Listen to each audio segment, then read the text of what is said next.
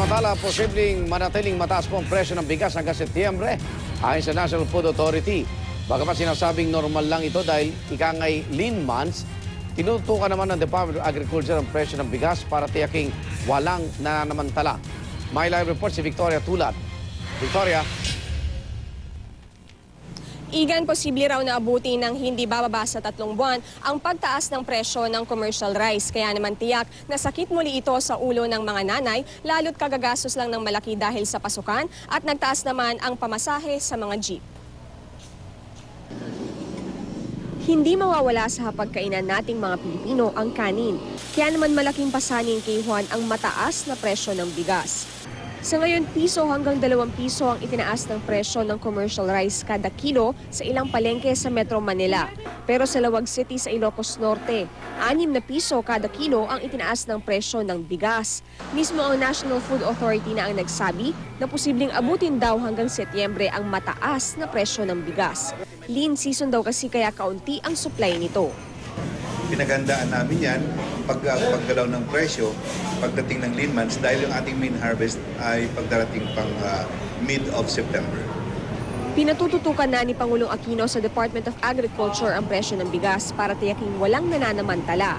Nauna nang sinabi ng ilang magsasaka sa Bulacan na hindi sila naniniwalang mababa ang supply ng bigas. Hinala nila nagkakaroon talaga ng rice hoarding at price fixing, bagay na iniimbestigahan na rin daw ng NFA. Pagtitiyak ng NFA, sapat naman daw ang supply ng NFA rice na maaring bilhin ng mga consumer kung di kaya ng kanilang bulsa ang commercial rice. Pero pati presyo ng NFA rice, kinu-question din ng ilang grupo ng mga rice retailer. Noong nakaraang linggo, naghain ng reklamong plunder ang Metro Manila Vendors Alliance laban kina Agriculture Secretary Proceso Alcala at sa kabibitiw lang na NFA Administrator na si Orlan Calayag.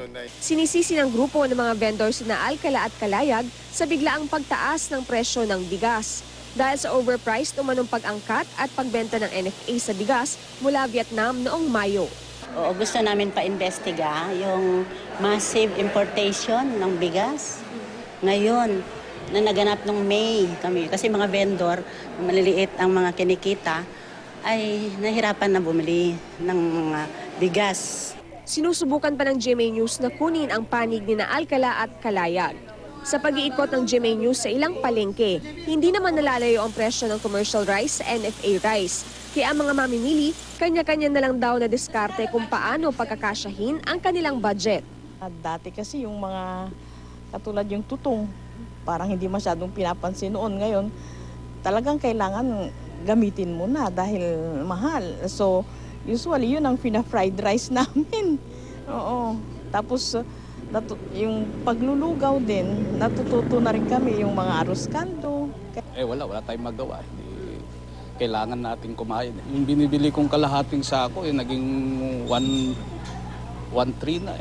Dati ano lang yun, 1 Igan, dito sa Kamuning Market, nagtaas ng 2 piso ang kada kilo ng bigas. Itong sinandoming rice halimbawa na dating 42 pesos, ngayon ay 44 pesos na kada kilo. Samantala, ang dinorado rice na dating 38 pesos, ngayon ay 40 pesos na kada kilo. Ang good news, Igan, hindi naman daw nagtataas ang presyo ng NFA rice na naglalaro sa 27 pesos at 32 pesos kada kilo. At yun muna ang latest mula rito sa Kamuning Market. Balik sa inyo, Igan.